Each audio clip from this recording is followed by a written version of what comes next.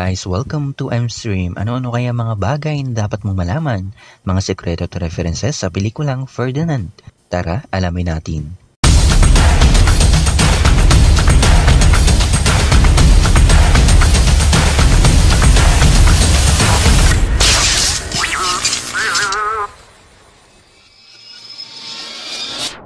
Before we begin, you can comment down below to join in my custom shoutout.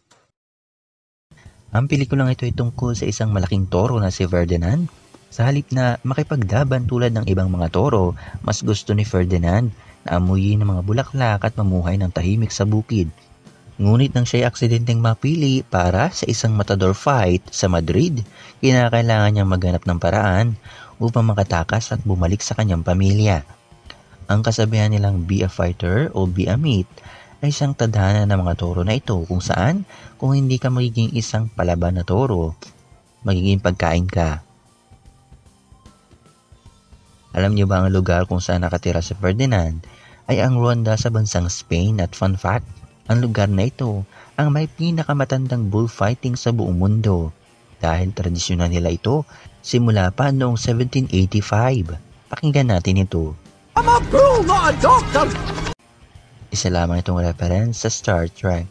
No, I'm a doctor, not a mechanic. Alam niyo bang ang credit scenes dito ay halos kaparehas ng end credits sa pelikulang Rio? At speaking of Rio, dahil ang Ferdinand at Rio ay ginawa ng iisang studio na Blue Sky, makikita natin ang simpleng reference sa pelikulang Rio. Kilala niyo ba sila?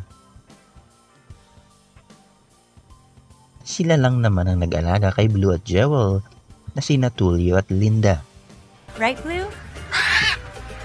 Magbabalik ang M-Stream sa mas marami pang proyekto. Dito lang yan sa paborito mong channel. Huwag kalimutan mag-email na like, subscribe ka na kung bago ka dito. See you on the next one.